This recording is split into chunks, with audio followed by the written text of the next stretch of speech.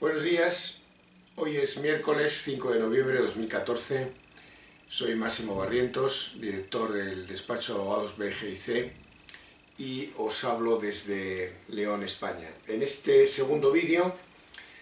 vamos a tratar un tema civil en materia de herencias y en concreto el proceso célebre del que voy a referirme a continuación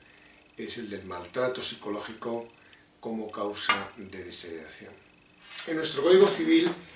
no es sencillo el proceder a una desheredación de los descendientes. La verdad es que a los profesionales les resulta muy complicado explicar a un testador las dificultades para que pueda proceder, si se dan las circunstancias, a desheredar a uno o todos sus descendientes. Nuestro Código Civil se apoya en la regla general de lo que se llama las legítimas y es una norma imperativa, por tanto, de obligado cumplimiento que exige al testador que al menos 2/3 de su herencia se repartan entre los descendientes. De esta forma, el testador únicamente dispone de la libertad para que 1/3 de su herencia pueda ser repartida libremente como él quiera.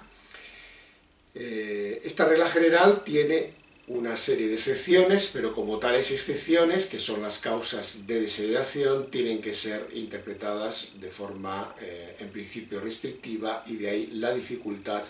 de explicar a esas personas que están planteando verdaderos problemas en los que subyace un latente sufrimiento de muchos años, pues logren entender que no es fácil que puedan desheredar a uno de sus descendientes. Bueno, esto es lo que teníamos hasta hace muy poquito. Lo cierto es que ha habido parece un cambio que se ha dado con la sentencia del Tribunal Supremo de 3 de junio de 2014, que os voy a comentar a continuación, y que recoge un supuesto de hecho que yo califico de terrible, en el que se expresa el sufrimiento familiar y en el que yo tendré en cuenta la verdad procesal, que evidentemente no tiene por qué coincidir con la verdad real, pero es la que nos señala los tribunales de justicia después de haber practicado la prueba, y por tanto es sin duda la que tendré en cuenta. El resumen que podría hacer de estos hechos para que se centre realmente lo que ha supuesto este caso, pues son los siguientes. Tenemos un matrimonio con 2 hijos, un hijo y una hija, que residen en Alemania. Ese matrimonio tiene una mala relación que da lugar incluso al divorcio, y los hijos, durante el tiempo que se permanece en Alemania, sin que la sentencia llegue a concretar cuánto tiempo, pero sí parece que fue, la verdad, bastante largo, los hijos abandonan en su domicilio al padre, tomando partido, en este caso, por la madre. La circunstancia que relata la sentencia para apoyar esta afirmación es que, según recoge, la hija reconoce que el padre vivía habitualmente en su habitación, mientras que ella, su madre y su hermano vivían habitualmente en el salón. Digamos que tan cerca y al mismo tiempo tan lejos, y que esta simple afirmación, en el que uno puede imaginarse el día a día de esa relación familiar, nos lleva a describir que nos encontramos ante un supuesto de sufrimiento en el que prácticamente seguro no existe ninguna relación familiar, con una división en 2 partes, en el que los hijos pues han tomado una posición que posiblemente el padre no llega a entender. Esta circunstancia le lleva al tribunal a considerar que los hijos han abandonado en su domicilio al padre y que esto da lugar a un maltrato psicológico voluntario, que es el que da pie a que se admita la causa de desheredación de los hijos en este caso concreto. Añade un supuesto de hecho, un segundo supuesto de hecho, también importante, que es que el padre, en un momento determinado, en concreto en el año 1996, retorna para España. No llega a explicar el porqué de este cambio, pero se supone que es como consecuencia de ese sufrimiento familiar, y se vuelve a su localidad de Ronda, en el que en los últimos años va a convivir con su hermana, quien realmente le cuida hasta el año 2003, en el que fallece. Durante estos 7 años, la sentencia recoge que los hijos no han mantenido contacto con el padre, no lo han visitado, no saben ni siquiera de la enfermedad que tiene su padre, y este segundo hecho,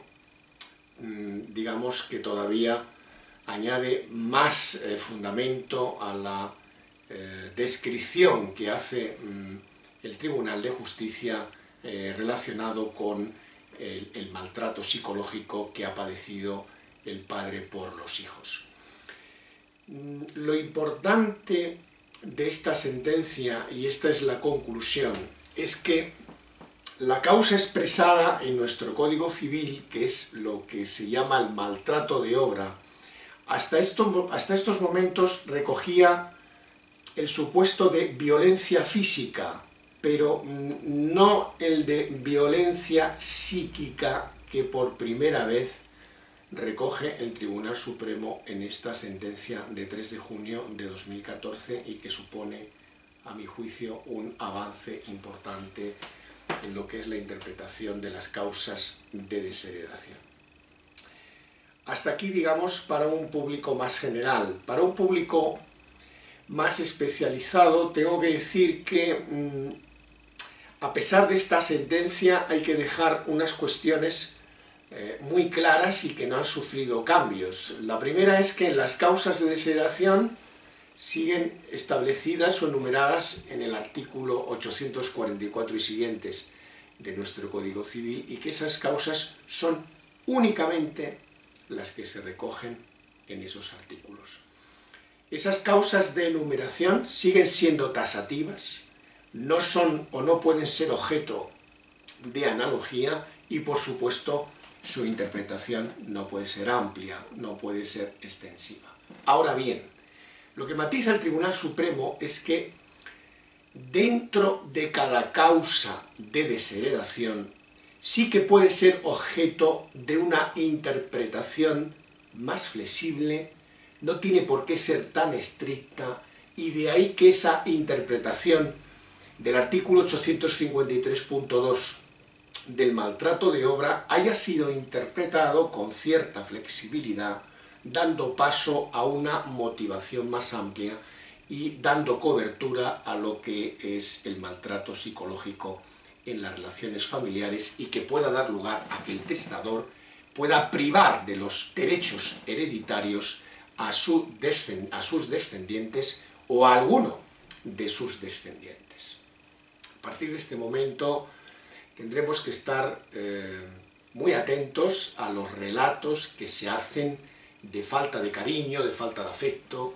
de abandono, y por supuesto profundizar en quién es el causante de esta circunstancia, ¿no? Si es, evidentemente, si son los hijos, si son los descendientes, o si por el contrario es el causante, circunstancia que será muy importante para la resolución por parte de los juzgados. Bien, lo que nos lleva a esta sentencia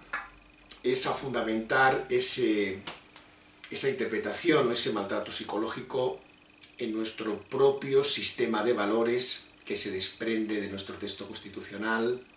apoyándose como núcleo esencial en la dignidad de la persona. La dignidad merece un trato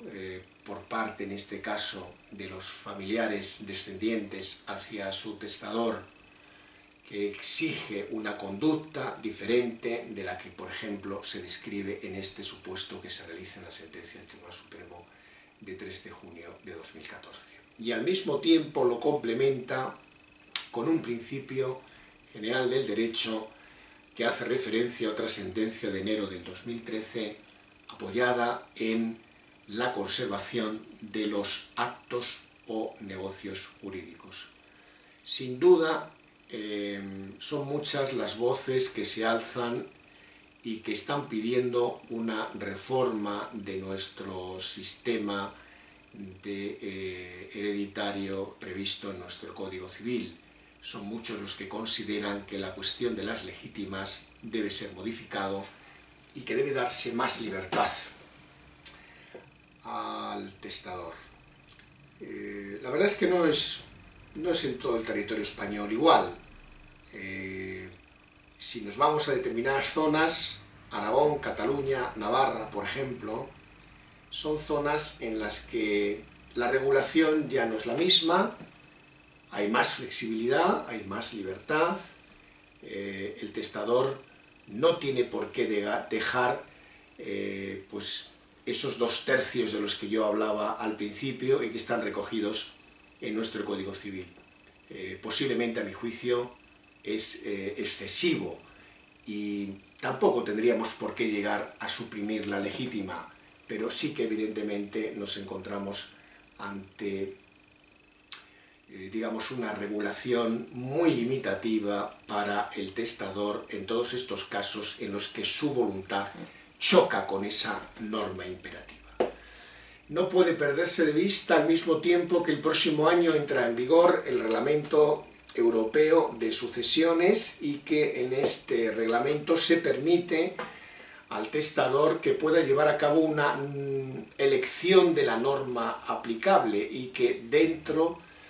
de nuestro sistema europeo pues tenemos algunos países en los que la legítima no existe, como es el caso de Inglaterra, y que podrían dar lugar, siempre que se den las circunstancias del reglamento, a que el propio testador,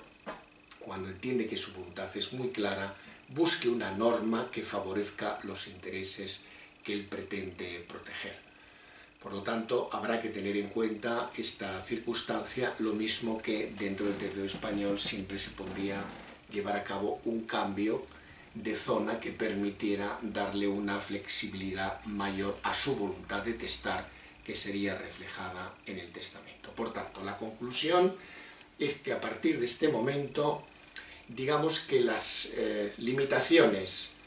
de interpretación que tienen las causas de desheredación podrían ser objeto de una interpretación más flexible, por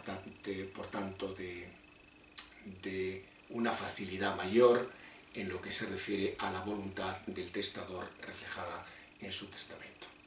Pues hasta aquí hemos llegado. Muchas gracias y saludos cordiales.